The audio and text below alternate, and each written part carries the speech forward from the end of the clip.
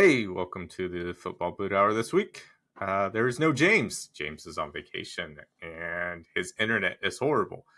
And we figured instead of trying go through a test run or try and mess with stuff from last week, we brought in the very lovely Justin, Texas Cleat Collector. How are you doing, Hello. buddy?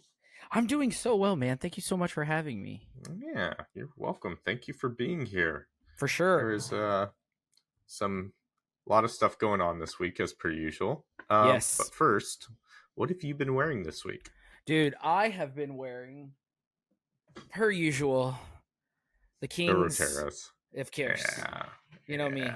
I'm a Rotero fanboy since they've came out, and I probably will be until they blow out.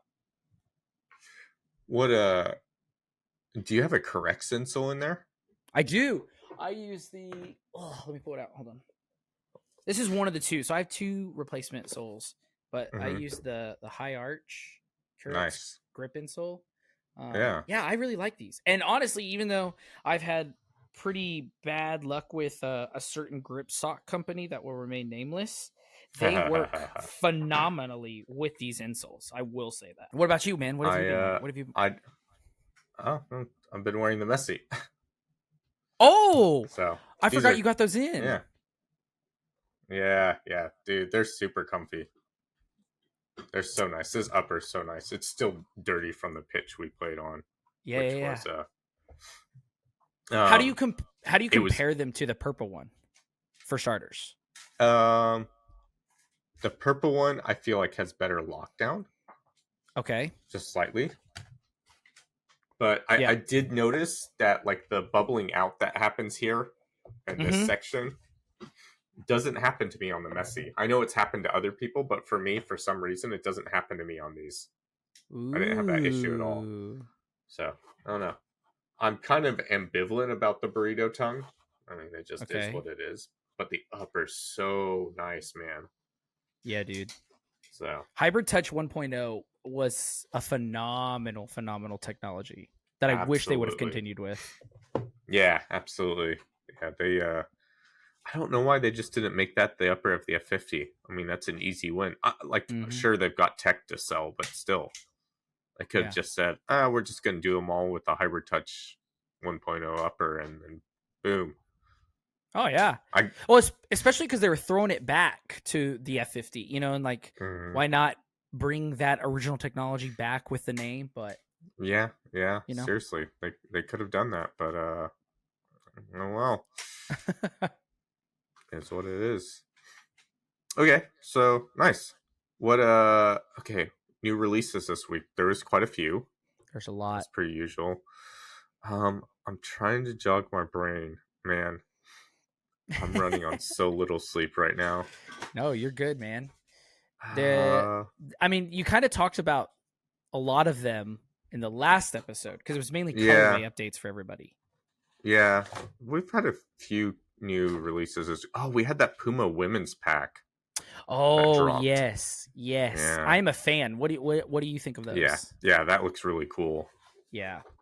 Every time they use go ahead. No, I'm sorry. Like I don't know. For here, they only released the women's fit. Like, is that just a women's fit? Like, I could have sworn they had men's fits in those, but you know. Yeah, here too. Because it's the same kind of colorway as the last time they did a women's pack, right? The white with like that lilac purple. Similar. But I saw men's fits in that one. But like here, when they were at Dick's, all I could get was women's fits. I could not find a men's fit. That's weird. Yeah, the only men's fit they had was takedowns. Okay. Yeah. Okay. When you go to Dick's, is it just your local Dick's? What do you mean? When you visit the store. Yeah. Yeah, but they still have like high-end boots? Yeah, some of them, yeah. And different Dick's have different things. Yeah, of course. But that's wild, man. They never used to have high-end anything. No, they were like Academy and all them with like the If you got like a pro, you were lucky, but it's usually what the academies, the clubs. Yeah. Okay. So where are we ranking that? Good, meh. I'm gonna say good or great, good, meh, bad and awful. I'm gonna say good. No. Good. Good. Yeah, I'm putting good. It's a pretty good update. And I think it works with all the silos. It's boring, let's be honest. But sometimes boring is good. Yeah, I agree. Okay. Next we have the one that we're all pretty convinced was supposed to be a Pogba boot. Oh yeah. Is that, I think they called it like the player pack pred or something like that. Yeah. I don't there's no story. No, there's no story. There's just like bleh, here it is. Here it is 6 months late, sorry. Yeah. My bad. Our bad. Yeah, they're like, we really banked on Pogba having a good season, and he's not playing. For me, those are meh, maybe. Yeah. I just don't like that pattern, that leopard pattern. I don't like it. Yeah, it's that battle pack pattern, right? Mm-hmm. I'm not a fan of that. It's kind of similar. Yeah. It's kind of, it's not the same, but it's kind of similar. Yeah, I just I don't know what they're thinking. Like, they could have saved so much money by just not doing that. Mm-hmm.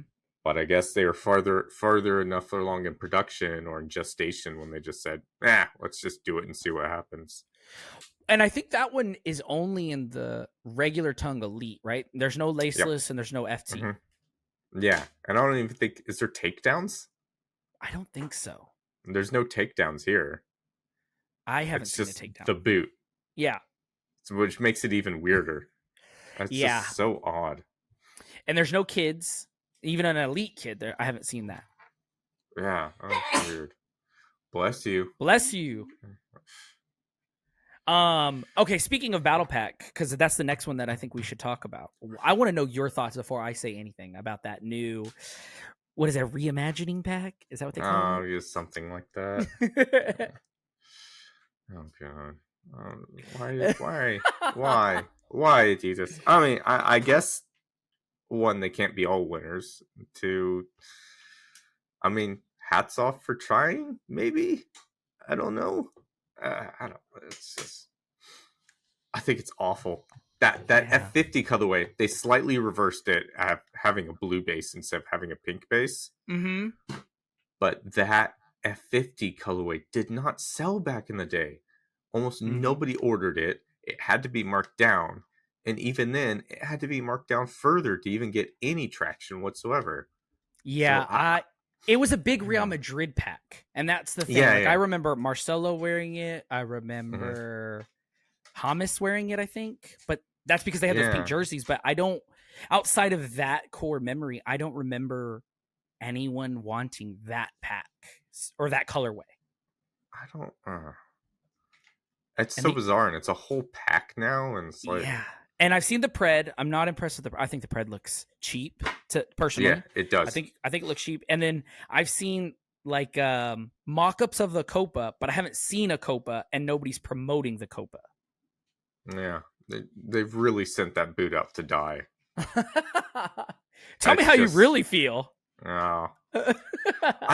Okay, so I haven't seen the plus model in like the past two colorways here. Yeah, we haven't either. So, like, did they kill the plus model? Well, okay, so over here, the plus model isn't even called like the Copa Pure 2 Plus. It's called the Copa Pure 2 KT. So they dropped the plus, and the last colorway I think I saw it was the maroon. That burgundy-ish one. Yeah, and that's it. One. Yeah. So the same here, and they changed the name to KT. Like, what are you doing, Addy?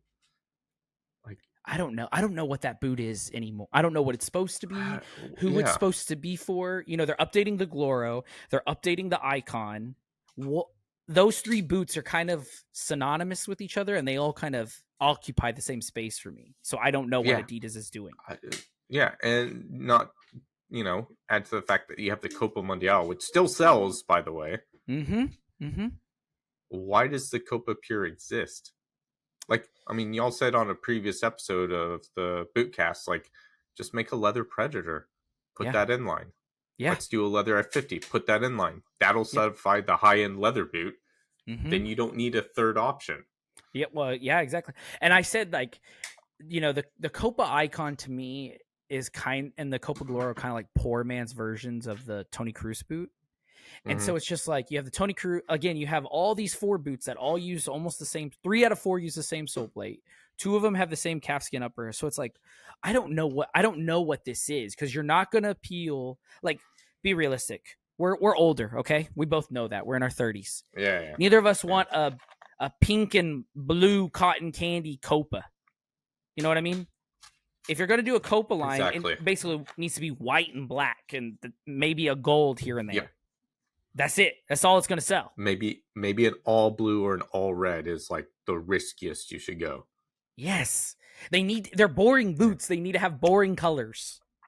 Yeah, they do. But it doesn't help that the technology kind of seemed dead on arrival as well. Yeah.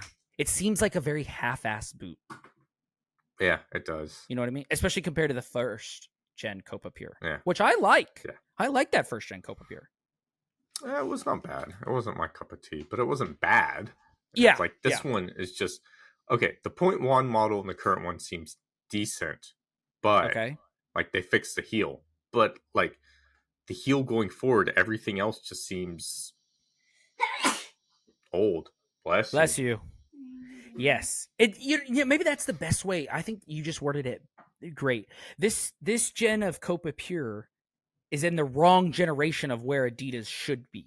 Yeah. You know, I think this would have been released great like 5 years ago, right? Yes, that's exactly what I was going to say. Yeah. Like pre-Copa, what was that, 18, 19? Yeah. If this was kind of that bridge, I think it would have killed. But right now it's awful, man. That's an awful boot. Yeah. It's really weird. It's so funny that in a year of amazing hits for Adidas, they've just got a boot that is just I don't want to say objectively, but it's bad. Yeah. It's such a dead weight boot. You know what I mean? Like I think if they went down to 2 silos, kind of like New Balance, I think that they would be absolutely dominating. Absolutely. Yeah. I agree. They could focus their energies a lot better, and they could do more things with what they've got out there. They could take more risks with the Pred and F50 because they've got 2 boots that sell real well. But now when you've got the Copa Pure, any risk you take like that, you take with that boot, a boot that doesn't sell at all already. It's just. Well, the fun thing to me is I listened to y'all's podcast last week, and y'all were really kind of hitting home about being green and like actually being green and carbon footprints and stuff. Yeah. And the crazy thing to me is like you mainly focus on Nike and them having to cut back and kind of eliminate their teams. And like with Adidas, I'm like, if you really want to go green, just kill that Copa line. Just get rid of that line, and your greenness is shooting through the roof already. Yeah, exactly. It's that simple. Yep. But I'm gonna put that pack in. I'm gonna put it in awful, man. I'm not even gonna give it bad. It's awful.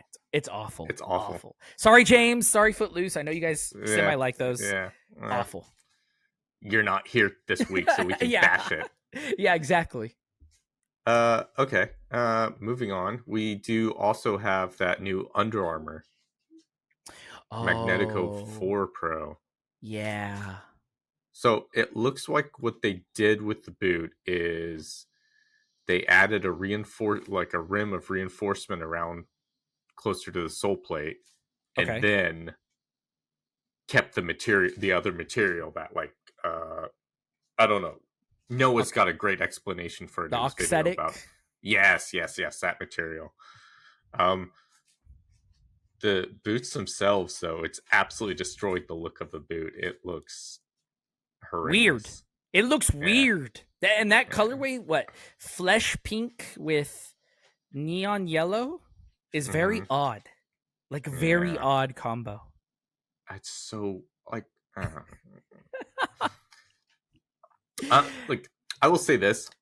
I applaud Under Armour for keeping they're still going. There have been a lot of times where if I was at Under Armour, I was just like, just kill it. Just kill it. Kill it. Focus on the apparel. Yeah. Yeah. But, well, for me, the thing that It's strength, and it's also its huge Achilles heel is they march to the beat of their own drum, and they're going to do their own thing no matter what anybody else is doing. So it's like I applaud them in ways. Yeah, that's great. But in the other ways, at the same time, I'm like, maybe just try to get in the same book. Like, you guys are on a different series. You guys are reading Chronicles of Narnia, and everybody else is on Harry Potter. Like, let's bring it in over here. Like, come on. God. So that Magnetico, I'm gonna put in awful as well. That colorway's awful. Put in awful. I'm sure Footloose boots. Andrew is gonna get a pair and be like, "Oh, these are amazing." But yeah. I mean, that might be my alley too, because I am known to be the lover of horrible boots. Yeah, you are. You are. Buy Justin's boots so he can afford boots like this, and then we can get his opinions on stuff like this. Please, yeah. Yeah, definitely. So we also have a new ASICS pack. Yeah, we talked about that briefly. Yeah. What are your thoughts? It looks good. It's just like Mizuno. It's very safe. It's white and white and a color. So it's not a normal blue. It looks really cool. It looks, especially in like the Across series, which look a bit more futuristic. It looks very nice. But again, it's just white and. I mean, they know their audience. People here will eat that up. But and to fair credit, ASICS doesn't really sell outside of Japan much anymore. Yeah, I would say over here it's only because of Noah. Like, genuinely, it's only because people watch Noah over here. Yeah, that seems to be the case. But I mean, okay, I'll put it in good because I like it. Okay. But it is getting really tiring seeing Mizuno and ASICS just release white boot after white boot after white boot after white boot. Yeah. Like, the fatigue sets in. Now, I will say I agree with you. I think they're good. I like the greenish kind of blue. I'm colorblind, so it looked green to me. But that so when I sent you a DM, I don't know if I came across what I was trying to say, but their anniversary pack is all white boots with like that greenish teal color, right? Okay.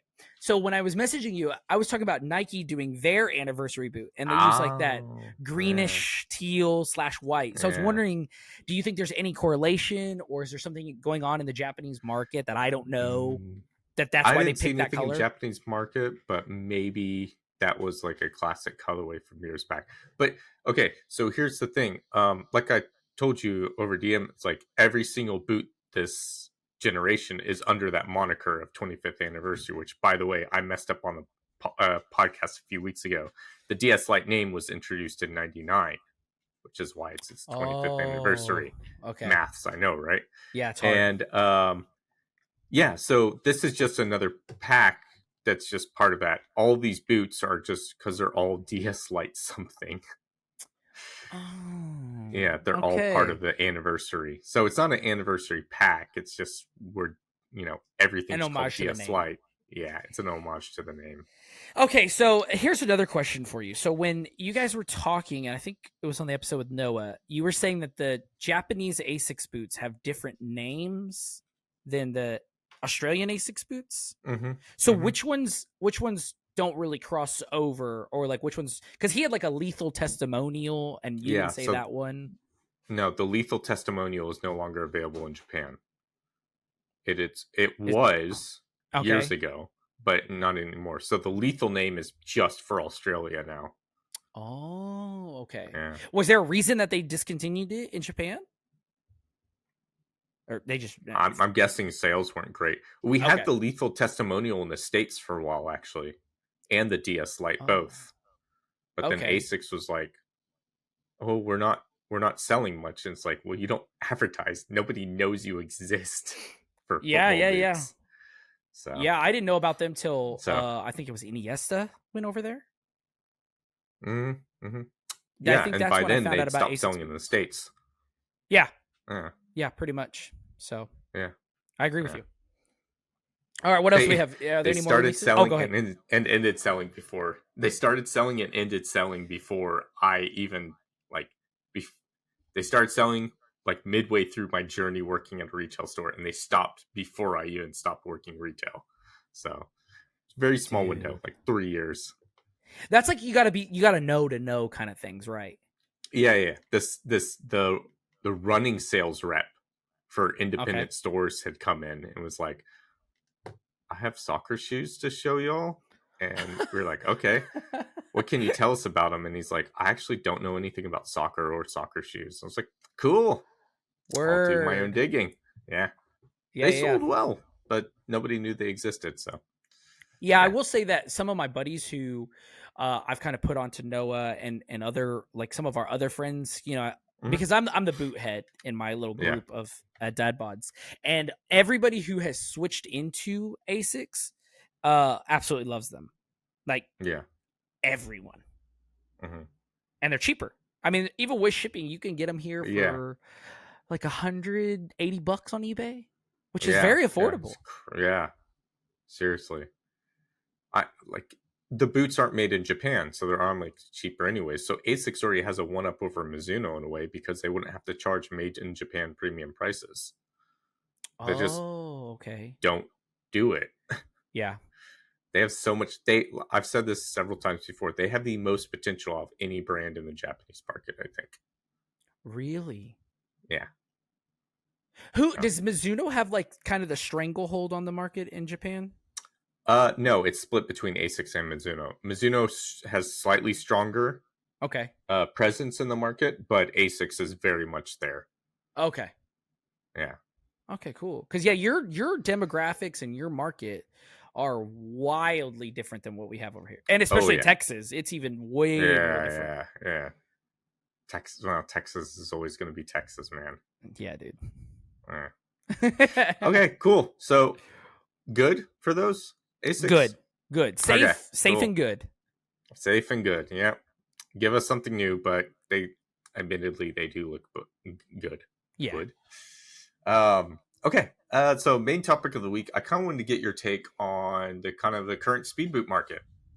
You've tried the Oh. F50 Plus. Yes. I know you haven't tried the new Mercurials or anything, but you've got Kolbs who's tried the F50s and stuff. And, I know you have a lot of opinions about stuff. So I just wanted to hear your take. So No, yeah, for sure. Okay, give me a boot that you want to start with, and I'll kind of start ranting from there.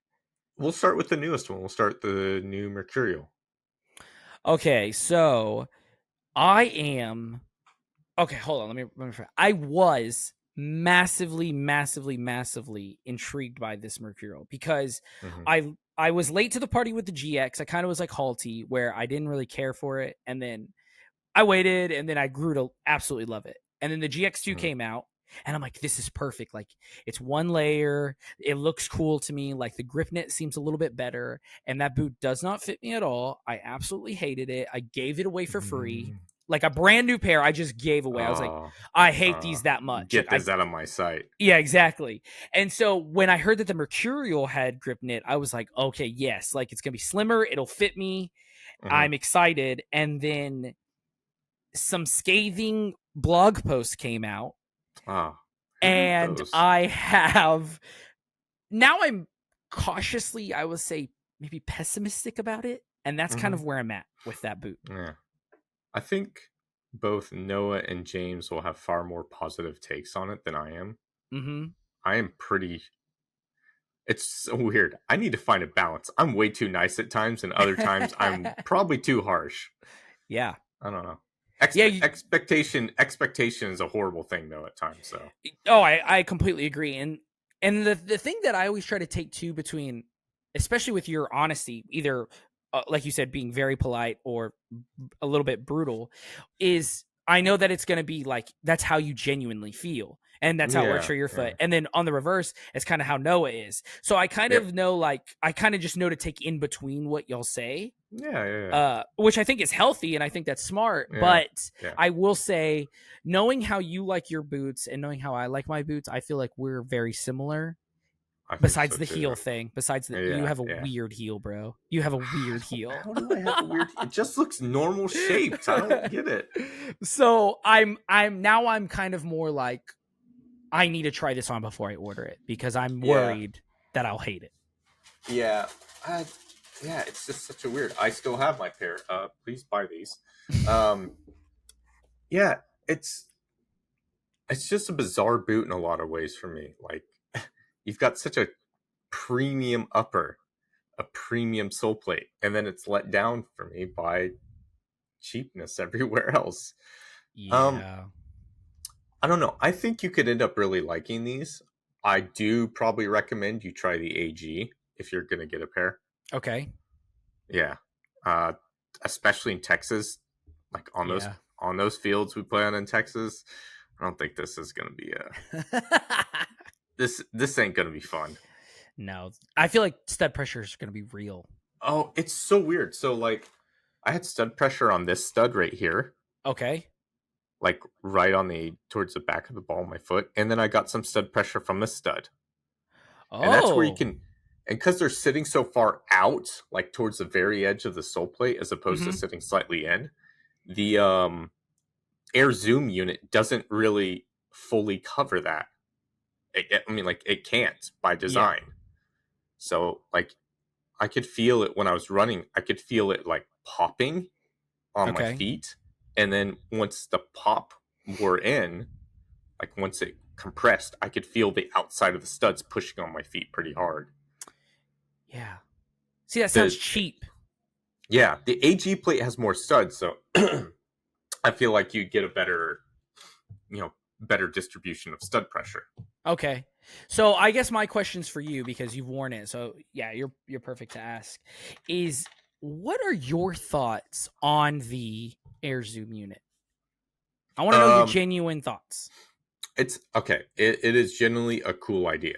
Okay. I think it's a great idea. It's something different. It's a USP, a unique selling point, which Nike needs. Yes. The problem is it's also very old technology. Like Yes. we'd kind of moved past, like, when you think of the Air Max trainer, you don't think of a current training shoe or anything. You can't think of a classic, like it's like a classic running shoe now. It's for style. You wear it for style, not for performance. Yeah. And I like the idea that they tried to bring the tech back and make it more modernized. But like again, it's an old tech. Like it seems like they got to a point with modernizing it and then realized, oh, we actually can't do as much as we wanted with this. Yeah. And given like where you know the points of the boot where like, okay, this is stiff, oh, it's given up, Yeah. like given where the boot kind of just gives up at times, it also shows like, I wouldn't say, like, I don't like the Vapor 13, but for what it's worth, the Vapor 13 definitely has better snapback than these. Okay. And I don't think it was worth getting rid of the technologies they used on previous Vapors to make room for the air zoom unit. Yeah, this Vapor specifically, and I've watched the J Mike video on Unisport where he talked with that female lead designer, and she kind of broke down the parts of why they did everything. And watching that video, it very much made me realize that this is one of the few times I think that Nike has admitted that they're wrong and that they're going back to something old. So this boot specifically kind of feels like it's caught in between like two ideologies. Like it wants to be new and progressive, but they're trying to figure out a way to get back to like honestly the Vapor 11 through the Vapor 13. Yeah. And that's kind of where I'm at. And I'm obviously not a designer, but I think there's definitely ways they could have done that without it's air zooms are proprietary technology, but like I'd argue they don't need it. Yeah. It'd make more sense, like taking it as aside, like that technology as a whole makes more sense in a Legend, where they previous had, the Legend 1 and 2 had the air zoom and the heel. That makes far more sense to me. There's a history for it, and considering it seems, like from a layman's point of view, it's more for comfort than performance. Like, why bother? I mean, Adidas and Puma, it looks like Puma will as well. They're both using their foam materials that they use in their modern running shoes. That seems way more like not advanced per se, but that's more like on the bleeding edge of what the tech should be. So it's a bit weird considering Nike has all this running shoe technology, and then they're just like, let's use something that's, more than 20 years old on our most important boot. Yeah, okay. So I'm with you. That's basically kind of where my thought process has gone. Is I'm like, it seems like a modern retro boot. That's what it seems like. Like, you know what I mean? That's the best way I can put it. It didn't help themselves that in the Vapor 15 they brought back one of the original match material colorways, which famously there was an Air Zoom material at the time as well. Like, is that the R9 bronzy one? Yep, okay, yeah. But they had a separate Air Zoom material that had a different sole plate and everything, and it's like, again, this making that connection just says, wow, we're using a really old technology. Mm-hmm. Yeah, so just to kind of wrap the Vapor, I'm just kind of like, I guess, about it now. I'm not as hyped as I was, and this whole heel debacle that James has sprouted across the internet has definitely made me more even about it. Fair credit to J Mike, who said he'll talk to James over DMs about it. Mm-hmm. Obviously, we're not going to want them to leak private conversations or anything, but it would be interesting to kind of hear J Mike's take on it. And it definitely seems like we showed in the podcast, this heel is so damn wide. The boot looks overly wide. Yes. And then other colorways, it's like, yeah, your boot. And I wanted to talk to you about this because me and Colby kind of were talking about it separately.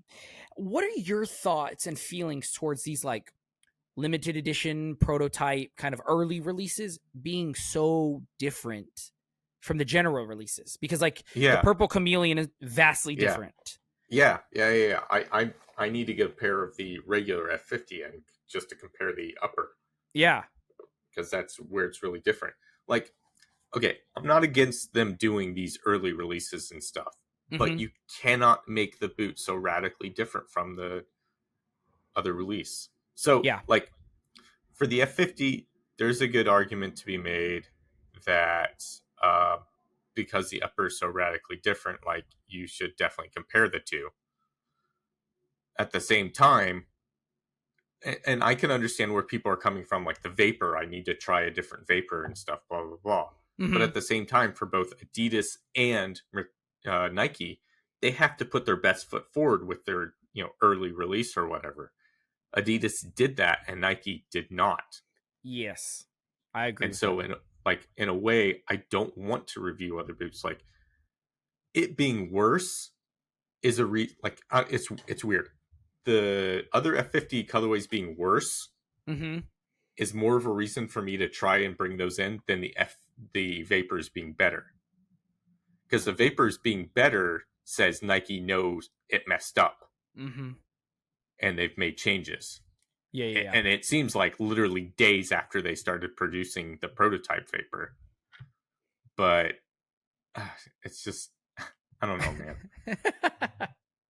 I don't want to get you too rattled up and heated about that boot. But so to finish my thought, the Vapor is arguably at the bottom of my list now. I'll say that. Yeah. I think it'll come back up once Noah and James get their full reviews out. I agree. They're definitely more positive than me. But I will say this, again, this is literally the best Vapor upper ever for me. Okay. It's so soft. It breaks in so nice. The grip knit was a great idea. Who'd have thought? But, I mean, aside from this big swoosh where it's like, the grip knit doesn't work here, where you dribble, or here, where you make a lot of passes and receive a lot of balls. Well, and I thought because of the kind of the speckled pattern on the swooshes, I thought that the grip knit was going to be even higher. Yeah, but it's not. It's smooth. Completely smooth. And when it's wet, you notice. Yeah, see? That's just one of those weird designer choices where if we were designers, it would make sense, but to me it makes no sense. No. But again, the upper on its own is the best Vapor upper ever for me. Okay, cool. It's soft. It breaks in super easily. It's one of the reasons I tried so hard to love the boot, and it just didn't love me back. So. That's okay. It happens to the best of us. Yeah. All right, so let's move on to the F50. Okay, perfect. Yeah. So the F50, what are your thoughts and stuff? I know I'm huge on them. Colby's really big on them. Yes, I am. You have the Plus. Yeah, I have the Plus. Okay, so for anybody who doesn't know me or follow my stuff, I'm a big laceless boots fan. I love the Edged. I love the Freak Plus. I like some of those, the Nemesises. But with that Plus model, that laceless is so bad. It's so bad. It just looks like they took all the lessons from the Speedflow Plus and said, let's ignore all of them. Yes, that's exactly. Okay. So I always didn't like the Speedflow Plus specifically because I felt like the upper was almost. It's too soft, so it didn't give you enough lockdown. That's part of it. It's very soft. It's a catch-22. You know what I mean? It's super soft, so it's comfortable, but it didn't give you the best lockdown, especially compared to the Ghosted or the Portal. Yeah. Now, it seems like with the F50 Plus, they're like, okay, let's go back to the Speed Portal, but we're going to reinforce the upper. So they did that on the bottom part, and then when it came to the laceless part, they're like, let's make it even stretchier. Yeah, it looked like, even looking at pictures, it's like, okay, there's the reinforcement for this little spot. Yes. And the rest is just mesh. And it's like, yes. How is that going to work? That is the most sock-like, and I mean tube sock-like material I've ever felt on a boot. And yes, and you know me, I like laceless boots. So for me to be like, this is disappointing. Like I could not wear that boot, Andrew. It was that rough. Frustrating. Yes. So frustrating. So with that being said, I'm glad I had a negative experience in a way, because now I want to try the F50 Elite with the laces that everybody seems to love. Oh yeah. It's and I did want to point out, kind of in reference to Nike using old tech and trying to update it. Adidas have used old tech in a way here. They've got, the bands. These little bands right here, which is a direct reference to the Tech Fit bands that they had on the first Addy Zero. But, which use that colorway too, right? Like, that's the they've same improved it in such a way. On the synthetics, they didn't have it on the leathers, which most people wore the leathers, so it just didn't matter, I remember. Anyways. But they didn't even use the same name or anything. It's now Compression Fit, and they've separated it from the boot itself. And yeah, I like that. I think even without that tech, the upper would still be pretty good at locking your foot in place. But having that extra bit of compression, I think, definitely helps. Yeah. But yeah, it's just yeah. They need this is an aside, but they definitely need a leather upper on these. Yes, the Hybrid Touch is fantastic. It's so good. It's so stupidly soft. But I'm a leather fan, and I'm always going to shout, from the rooftops that I want a leather option. So, do you think that the Hybrid Touch one, let's say it wasn't messy, like a regular F50, but it's Hybrid Touch, would that almost satiate you enough for your, like, this is good enough? If I can't get leather, this is good enough. I don't mind that it's messy, actually. Blech. Yeah, I know. I don't mind that it's messy, but I kind of mind the colorway. It's a good colorway, but I mean, let's be honest, man. I'm 38. Do I really need to be rocking a gold pair of boots? Listen up, Ricky. Really. I hope, Ricky, you're listening to this. In Ricky's defense, he's always gone for gold boots. So people who've played with him a long time or have known him for a long time will be like, yeah, this tracks. Yeah, those absolutes are so good. Dude, I am not brave enough to wear these. Uli sent me this, and I'm just not brave enough to wear gold, man. Like, that's how I am. I think in practice it'd be perfectly fine, but if you use it for like a match, you better be a baller. Oh, in Texas especially. Oh, yeah, and I play like CDM. Can you imagine a defensive midfielder rocking some gold boots? I mean, maybe that's almost better. Oh God! They're like, they see this guy and they're like, "Oh, check out this white dude in gold boots." and then you line up and they're like, he's playing defensive mid? What the hell? Okay, a question I have for you. I like how this is supposed to be my thoughts, but I have a lot of questions for you. Is with the F50 specifically, either one, I don't care. Do you think that it is an F50 now, or are you still the mindset of it's a glorified X? No, I think it's an F50. I mean, okay. First of all, the people who decide whether it's not as an F50 is Adidas. Yeah, that's true. So, but I think there's enough homages to the F50, obviously, aside from the colorway. But like the fact that you've got the two insoles. The two insole thing has been an F50 thing for forever. Mm-hmm. They brought it back after the Tunits with the Addy Zeros, and then they dropped it for some reason with the final Addy Zero. But like that's always been a thing. You've always gotten multiple insoles. And again, the F50 was never, I wouldn't say it was never. With the Addy Zero series, it was definitely an out and out speed boot. Mm-hmm. But like this is kind of like taking that and saying, okay, but the Tunits weren't a speed boot. The original F50s and the F50 pluses weren't a speed boot.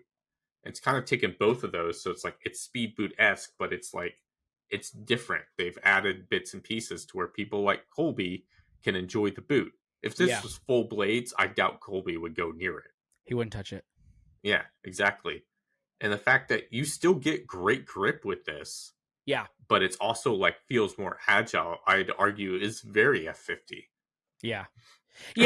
I think that's one thing where I know some people kind of slam Adidas for being like, you've used essentially the same sole plate and stud pattern for 20 years now. But to me, I'm like, they know that this works. And I think it's just aggressive enough to where you feel like I get good grip. I can move, but it's forgiving enough where you're like, if I turn, I'm not going to tear my ACL.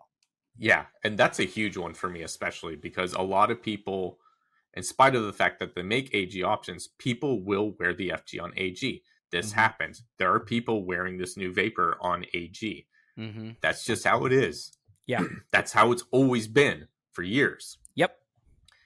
And so to play it safe, yes, offer an AG option, but play it safe by making sure that multiple people, or heck, even people who play on hard ground, like you would in Texas, making the boot, giving the boot the ability to have some pivot power and stuff. Like you've really made a multi-surface boot in a lot of ways.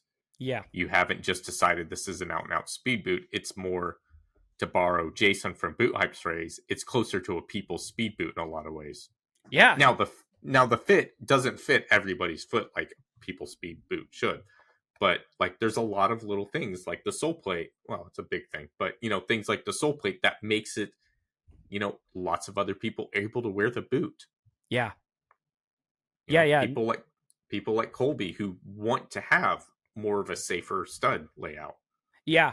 Well, and that's the thing too, is it's like, you've been over here, we have FGs readily available. You can go to any place, but the ground here really is hard ground or it's turf. And the only time that until recently I've ever seen a turf boot for sale was at a Ross.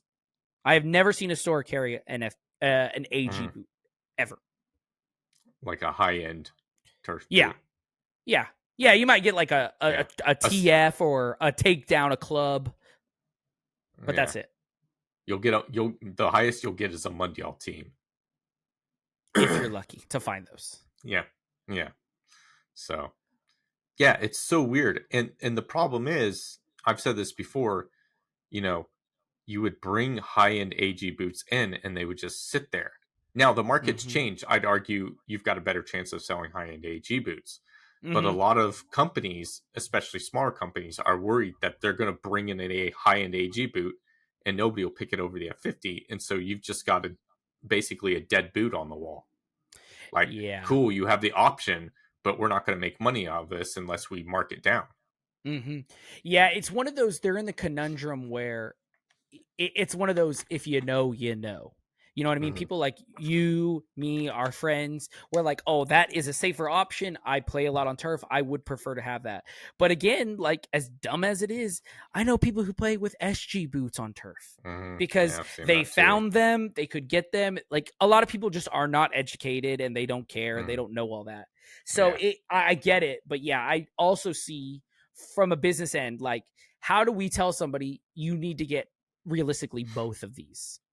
Yeah. Yeah. And okay, some of that will go down to employee training, but most of the people working sales directly at these stores, these companies won't want to put enough money in employee training to make a difference.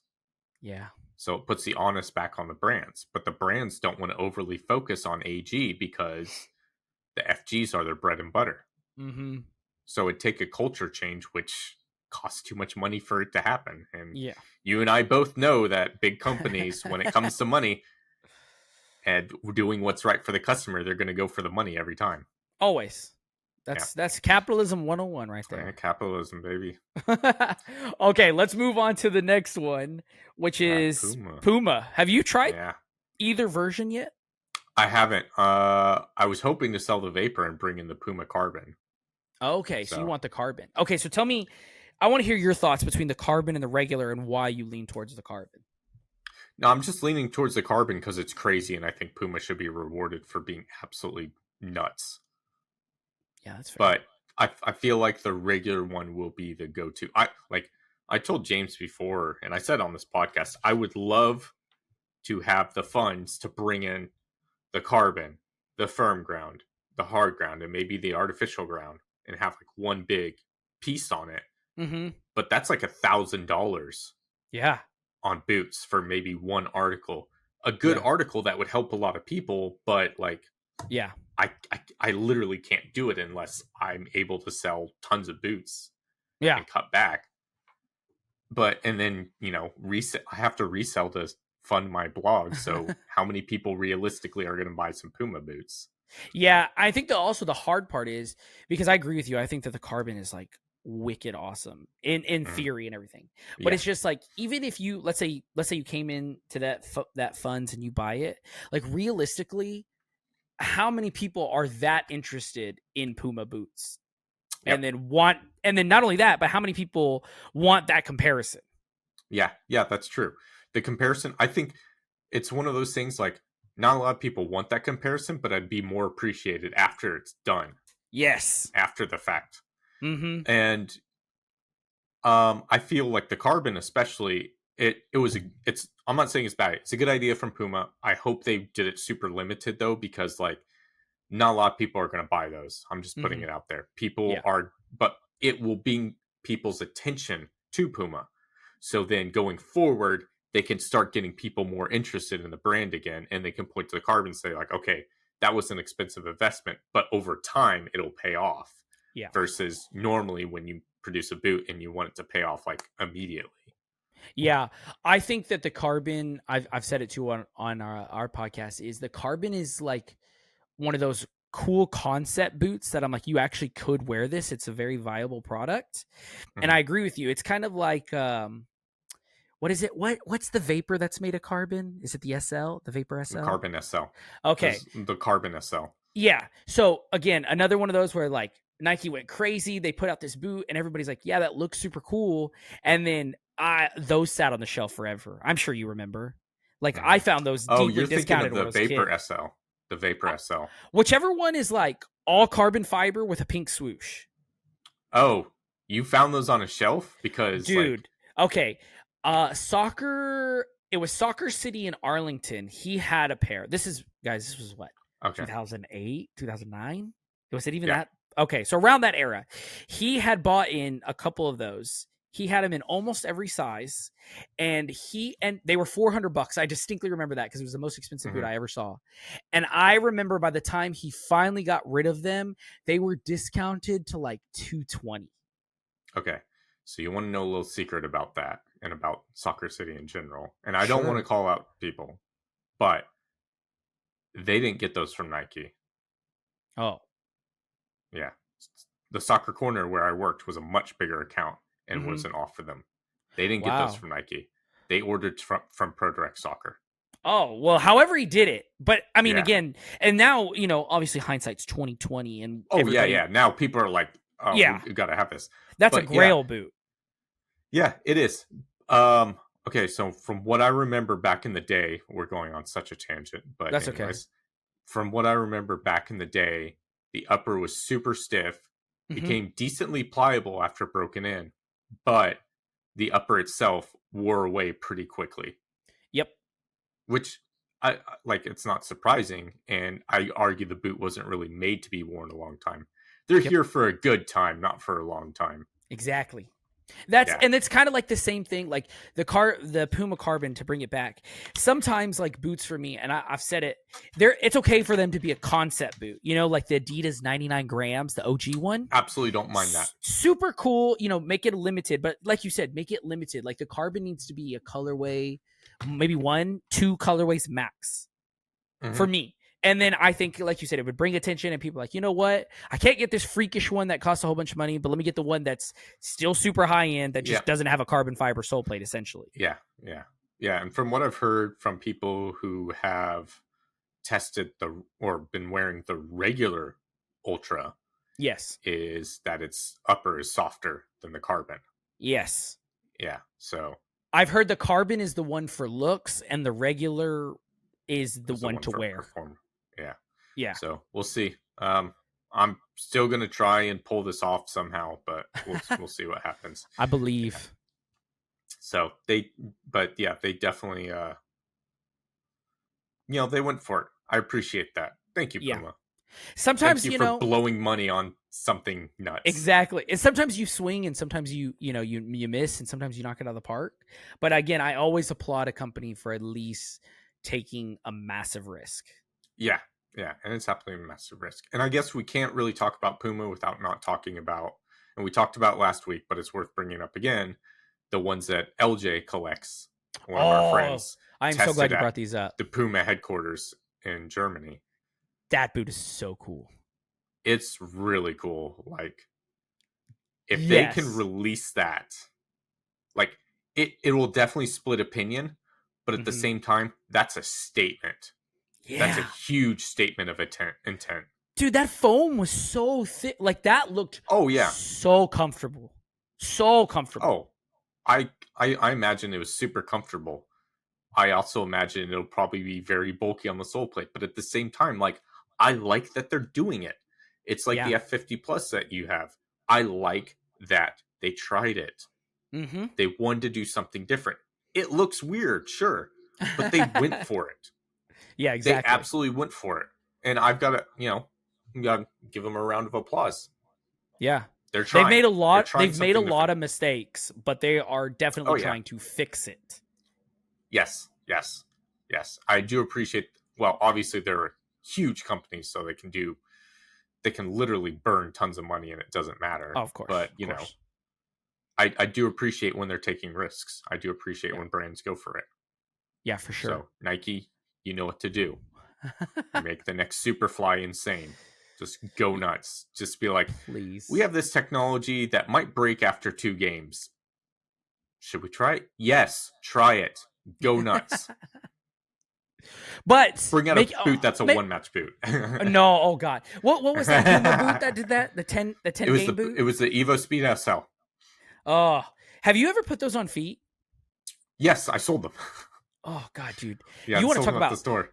Stud pressure and just terrible. That's the worst feeling boot I think I've ever put. It's so funny when the sales rep brought those in. And he was like, okay, these won't last long. And I was like, okay, what happens where it's the durability issue? And he's like, okay, so there is some sole splitting.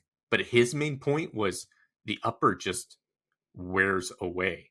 Yeah. Like, it literally wears holes in the upper. Yes. And I was just like, this is objectively an insane thing to do.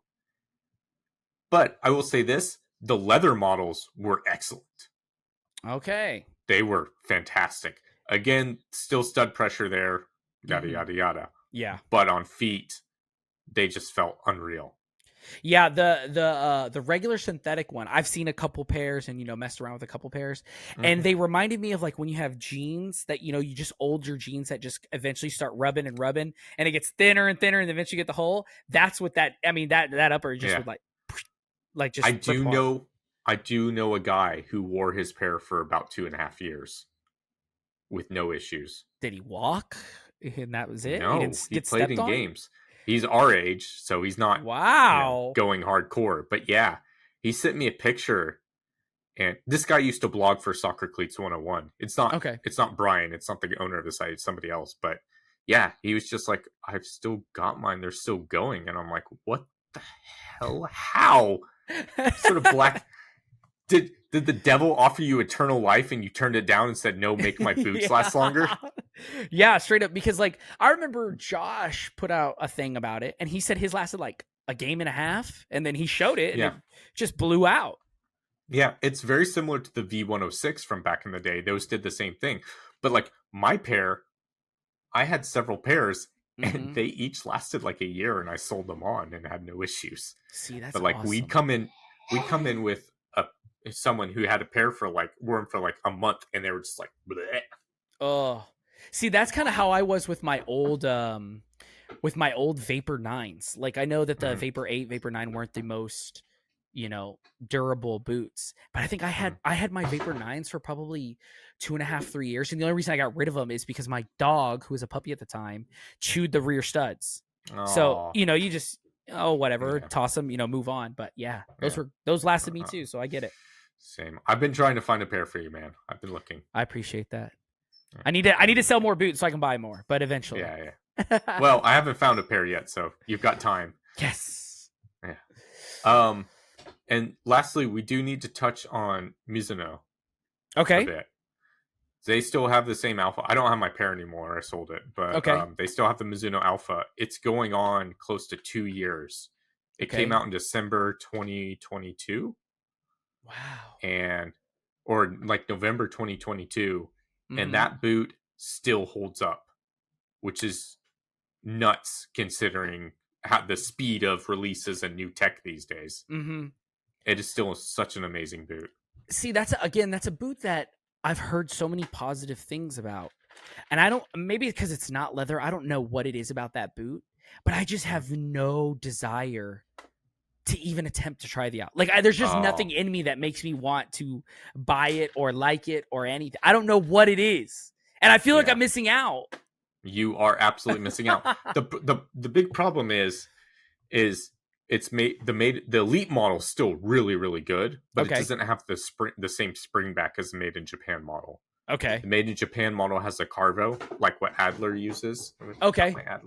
Got my Adler. Shameless plug. Yeah. But like what Adler uses, they have a carvo, which gives it really good spring back. Okay. But it's made in Japan, so you're paying a premium. The mistake they made there is not making it cheaper than their leather boots. I understand that the synthetic was probably expensive to develop because it's a brand new synthetic from them. And they traditionally have not been great with synthetics, bro. You're okay, bro.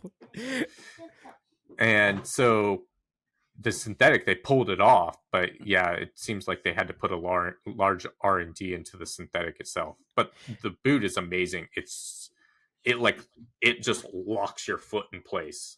There's grip everywhere inside of that boot. Yes, that's what I've heard. Okay, so here's 2 questions for you. Number 1, it's on a 2-year lifespan. Do you think it's due for an update soon? Like we're gonna get one sooner than later? December. Okay. And then my number 2 question is, now I know that the Morelia DNA, I think that's what it's called, where it's the Morelia 2 upper on the Neo sole plate, correct? Yep. Okay. Do you think that Mizuno would ever do like a DNA where it's the Morelia upper on the Alpha sole plate? And would that work? I would absolutely go crazy for those. I think it'd work. I think they could pull it off. Okay. But they won't. They won't do it. Oh. Yeah. Well, thanks for just like shutting that down. Sorry, I thought you might be like, maybe. No, I will say. Why is that? Why is that? Why do you think? I would argue that the stiffness of the sole plate would prevent the upper from doing the kind of performance that Mizuno expects of their boots, and their, by extension, their customers expect. Again, most of their customers are Japanese based. Mm-hmm. Now, I would say there's probably a good amount of people who would buy it, but I think the stiffness of the upper with such a small, or the softness of the upper with such a small sole plate is, it just hurts what they're trying to do.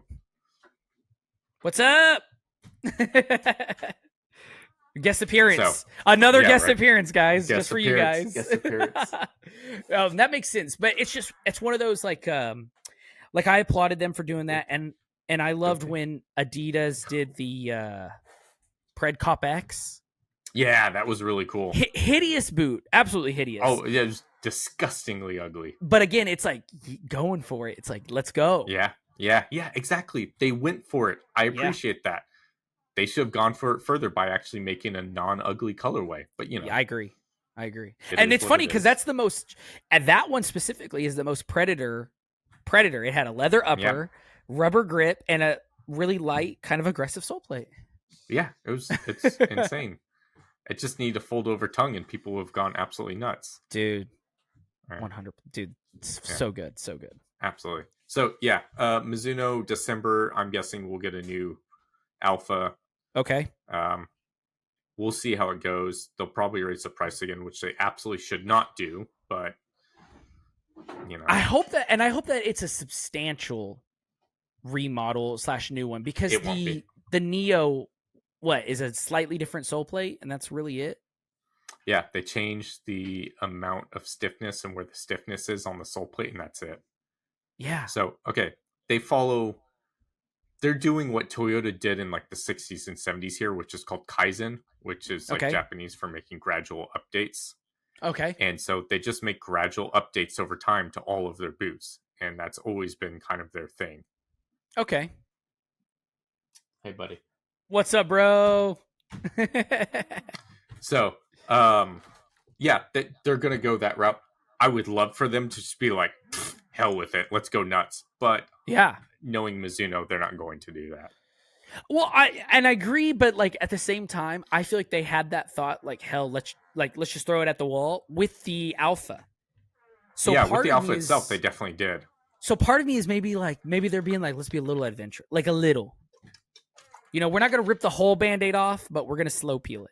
Yeah, and I do appreciate that. And the Alpha has definitely seen a sales increase versus what it replaced, which was the Rebula, which it's still an amazing series in my mind. But the price, even here, the price was super high, and it started selling like crazy once they all got marked down. Yeah, they were gone immediately. So people liked the boot. The price was just too high. Yeah. But for the Alpha, it kind of makes sense. It's a speed boot. They can make it a bit higher price, make it, more performance based rather than comfort based. So we'll see. I would, like you said, I would love for them just to go nuts, but Okay, cool. That's what it is. And then I guess the last brand is ASICS doing anything new? Not really. No, but we do need to talk about New Balance as this customer. Oh, yes, please. Okay, so talk about tell me about New Balance. What did you want to Yeah, so New Balance, I haven't tried them yet. I've tried them on, but I haven't played in them. They feel amazing. I love that upper. Which one? Which one are we talking about? The Furon. Oh, did you get a new Not Furon? The Takeo. No. It's that Furon Plus or whatever. Oh, okay, cool. I was like, wait, am I so out of the loop that I've lost the boot and I didn't know? No. Yeah, Colby massively praised that boot, bro. Yeah. The fit is so good. Did you go half size up? No. You went true to size? Well, I ain't doing that. Your sizing is off. Did you do an 8 or did you do an 8.5? 8.5, which is true to size for me. Okay, That's true to size for me. Because your Vapor is 8.5. Yes. And why did you do that instead of go 8? Because you always do an 8. Yeah. I don't know. I just kind of gambled. Okay. But 8.5 was absolutely the right size. Okay, perfect. It's good to know. Yeah. I had to point out in my review that, I think an 8 lengthwise would have been too tight. It would have been better widthwise, but the length would have killed me. Okay. Yeah. But yeah, back to New Balance. Sorry. Okay, so I asked Colby this, and I want to know what your thoughts. So New Balance kind of did this, instead of doing like Puma, where like, hey, here's a new model, and all they really did was like a tweak on something. They just did the V4 Plus or V7 Plus. The question one is, did you like the original V7 versus the Plus? And then B, do you wish more brands would do that, like this midlife where they actually do change real things? Okay, so I did like the original one. I didn't play in that one either, but I had tried it on and knocked a ball around in them, and they felt really nice. But the Plus is definitely an upgrade for me. Okay. Just moving to that newer upper is that was a good decision. I like the idea of making changes over time and like gradually getting better. At the same time, from a customer standpoint, it's kind of messed up when you buy, I don't know, for example, well, I've been bashing Nike. I don't know, so you buy this and you're like, oh, this is so nice. The upper is so soft, blah, blah, blah, blah. And then somebody else buys another colorway, gets it in, it's like, why is my upper stiffer? Yeah. Like, obviously that's the opposite. But again, like I it's a great idea because it helps customers because they get a better product. But the people who buy the initial product are kind of like, well, I guess I'm SLL out until these boots blow out. Yeah. So I think it's I don't know. No, I was gonna say, I think that for me with the whole Plus thing is, I think that the Furon did a better reason for justifying, like the shot shield change, the whole upper, and in the synthetic they use changed enough where I'm like, okay, yeah, that's a real midlife update. But for the Tequila, it's kind of like, instead of doing zigzags, you did like a braille style dot, and then your sock became a little bit more socky. The Tequilas seemed a little less changed, that's the kind where I'm like, I don't like the midlife update. But on the Furon, I'm like, I love that. Yeah, and sometimes it's needed. The classic example is a Hypervenom 2. Oh, that was just an objectively awful boot. having to be at a Nike event and say nice things about that boot, like I was trying to be diplomatic. We had this British guy working with us at the time, and he was just like, "No, these are absolute shit." I mean, even J Mike has gone on the record saying that, like, I was really nice, and it's not a good boot. It's not. But they made the change, and they switched back to what I argue is the best Hypervenom. I think it's better than the 3 personally. The 2.5. I like it better than the 3. I think it took everything that the 1 promised and delivered on it. Yeah. And the Hypervenom 3 is an amazing boot, but for me, the 2.5 just gave me everything I wanted from the 1. Yeah, I was gonna say, I think that the 2.5 was like the evolved one, and then the 3 was like a whole new specimen kind of thing. Yeah, absolutely agree. But I did love the 3. That's a great boot too. Yeah. And I'm not going to hate on anybody who prefers the 3. Yeah. But the real ones, no. Yeah. If you that's know, why you can't find the 2. If that's why you can't find the 2.5 anywhere. Yeah. They sold like crazy. Stores were also unsure about bringing more in, so they didn't order as many. And people just don't seem to let them go. There's certain boots that you come across every once in a while that people just refuse to let go. Yeah, and I think those are one of those. Okay, so I'm gonna ask you one question, and I want to know. I've heard hints and whispers and rumors that Nike knew that the 2 was not good, and that the 2.5 quickly started production. Can you confirm? Can you deny? Do you know that the 2.5 was always the original plan? It wasn't the original plan, but it was pretty clear immediately from everybody involved that A, they knew it wasn't working, and B, something was going to be fixed. Okay. They didn't say what they were going to do, but the 2.5 came out, it's like 6 months after the release of the originals? Yeah, I think the original had like 3 colorways. Yeah, so that means immediately, they knew almost immediately, because production lead times are like 2 years. Yeah. So they knew from testing almost immediately what they did. And so it's like punishing a small child. You know what you did. Oh, yeah. Fix it. Well, and that's what's weird is because like, you know, you see all these versions, and like I had a pair of the 2.5s in the, I don't remember what pack it was. It was one where it was mainly white with like neon green and gray. And I think it was like the elite pack or something. Okay. So I had the 2.5, but I've seen that colorway in authentic versions in the 2. And general release, I've never seen it as there was no promo. It probably got as far as sampling, and then yeah, and it's just like we gotta pull the plug on this. I've seen a couple colorways just in the random. You know, you might see them on Mercari and they're blown out or whatever, but you'll see a colorway that should have been a 2.5 as a 2. Yeah, so so you know the whole reasoning why they made that upper on the 2, like why it's designed the way it is. I don't. I just know it's supposed to be stiff. It's okay.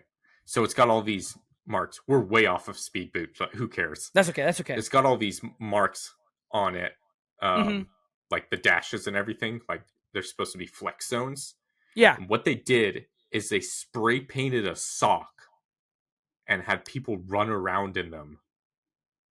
Basically, they spray painted socks is how it was described to me. Had people run around in them, and where there was creases in the socks where the paint wore away, they used that and designed the flexibility of the upper around that. Wow. Yeah, it was really. It's left field. That's like so archaic for a company like Nike. Well, okay. To be fair, you know how the original LZ was designed? Did they just stripe? They just drew it on, right? Yeah, they basically gave all of their top athletes a white boot and said, draw where you use what for what on the boot. Yeah. Okay, I've seen that little like an infomercial. Somebody's talked about that before. Yeah. But yeah, like I mean, that to me that makes a little more sense because like, what do you use and why do you use it? But for Nike, you know, like you've seen some of the Unisport videos where they're like, "Oh, we built this special hydrogen pod to see how much water GripKnit can absorb before it loses grip, and we have this robot simulate running nonstop until this." And it's like, okay, that's really high tech. And they're like, on this boot, we spray painted a sock, and where the spray paint wore off, that's what we used. Like that's just weird. And this kind of to bring it back around to football boots is Nike has always been open about how the material design and idea came from a track spike. Yep. And it's interesting to juxtapose that with Puma, who's always found their like speed boot DNA in Formula One cars. Now Puma's been involved in Formula One for years, so it makes sense. But even from the get-go, like that's why the V106 had carbon fiber on the sole plate. That came directly from the idea of using materials from sports cars and stuff, supercars and F1 cars. See, I'm learning so much today. I thought I was a big I'm learning. Yeah. But anyways, we can draw a line under the whole speed boot thing. Perfect. After we went on a massive tangent about non-speed boots. That's okay. I know that this is the football boot hour and that we are supposed to keep it around an hour, but we've gone over per usual. No, that never Do happens. you have any questions that you want to ask or read out that I can answer? We do have some questions. Yes. I will do a couple here. Okay, cool. I still have the question sheet open. I like this. Big Time Timmy. Best boots on AG. So I'm going to assume he's not talking about AG boots specifically. Okay. But more like FG boot to be used on AG. Current ones, I'm going to say, from what I've heard, that F50, the one you have, the regular elites, and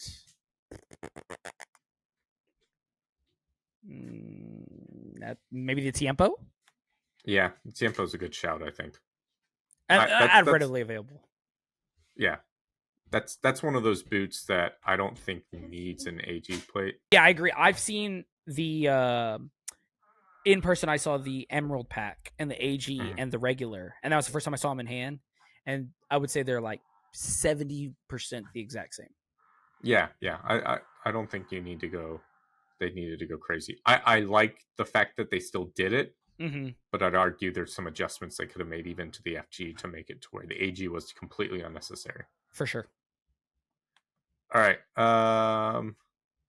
let's do this one from Ollie Roche 55. What would be your dream boot and player collaboration that hasn't happened?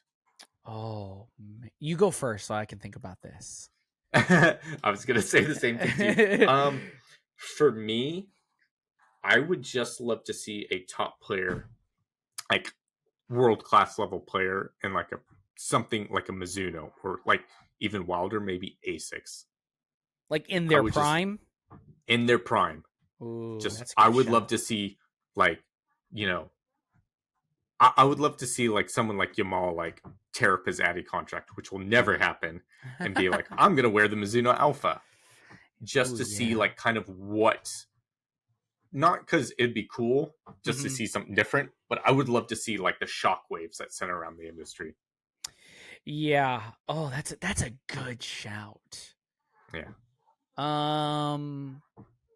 Okay, so for me, this is boring, but and I have a reason why. But I would love to see, even though I don't think the current Tiempo is that good, I would love to see like a top striker right now, like I'll just use Højlund because I'm a Man U fan. Yeah. Okay, I would love to see Højlund and a pair of Tiempos because back in the day, Van Nistelrooy. Yes, exactly. Van Nistelrooy used to wear, and then R9 when he left the Mercurials towards the end, he was in Tiempos, and I think he was in Tiempos before that.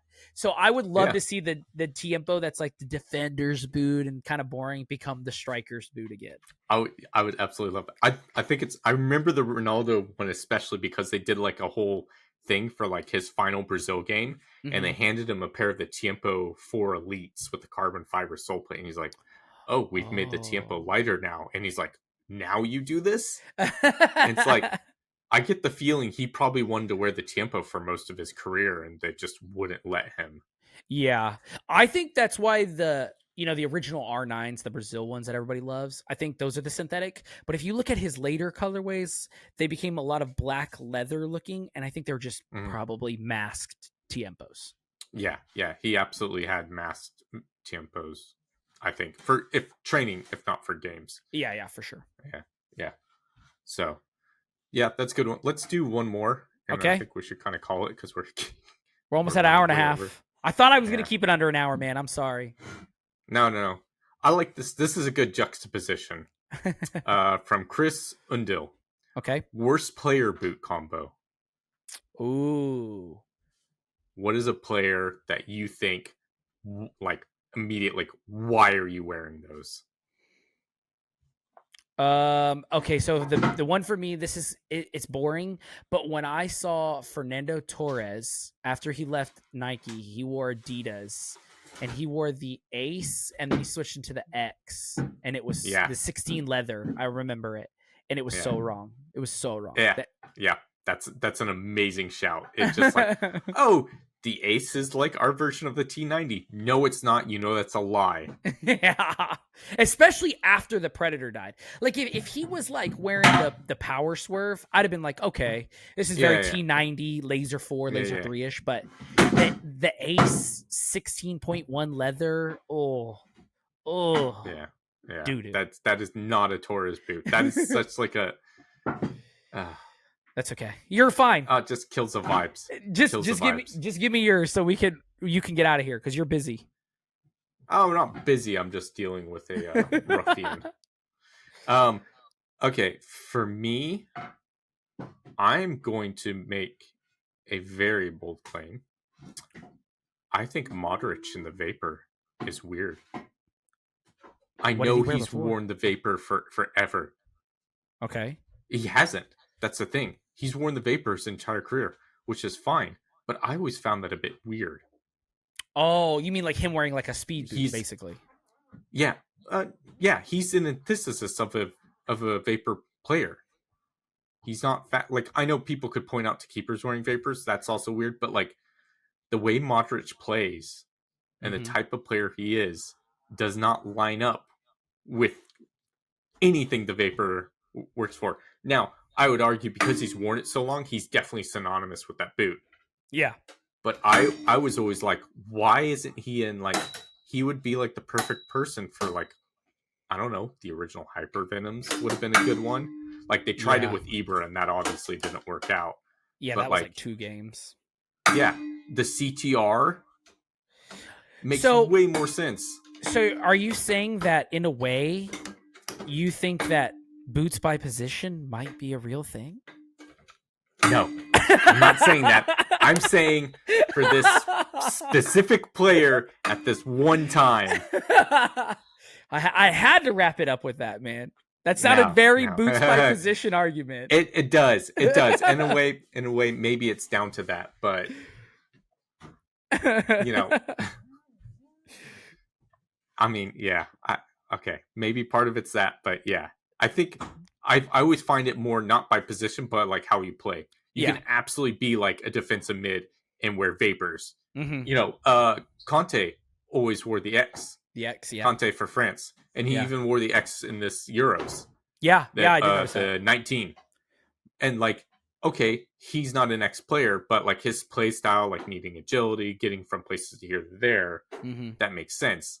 It's still kind of a weird one, but like for me, Modric has always been the one. It's like, it's just a bit weird.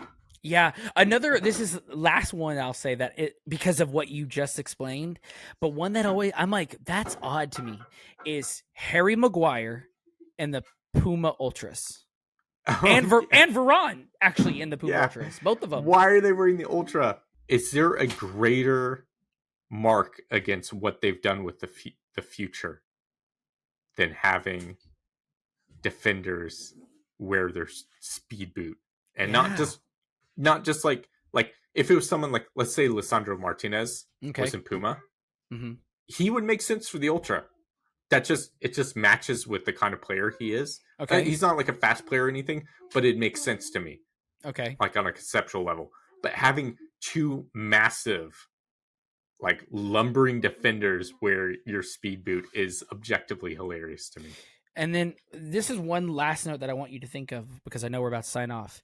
You said that it's a killer to their future, but you didn't even mention the king. Who cares? That's what I'm saying. That should be like the defenderish boot, and it didn't even come to mind. That's how. No, it did not. I know Xavi Simons is wearing them, and they're specifically pushing those on him. Yeah, him and I think Granit Xhaka is too. Yeah, and they want to use the Cruyff connections, obviously, because he's Dutch and everything. That's smart. Yeah. But all right, you've got things to do. I've got things to do. So let's call this. Yeah.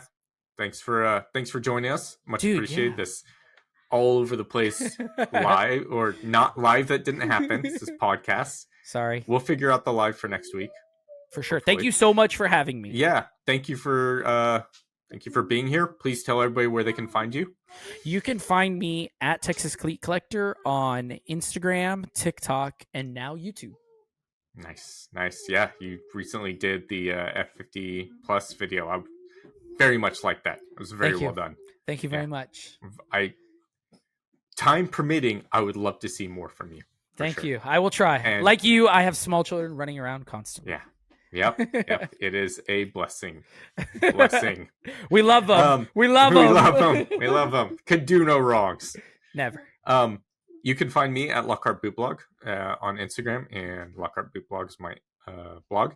And this podcast is on BootWizardJames YouTube channel. Please watch, subscribe, like, share it with friends. Get the word out there. Send us questions. We're still doing questions. We actually did questions this week. Amazing. Let's go. All right. Thanks for watching, everyone. Appreciate it. Take care, guys. Bye.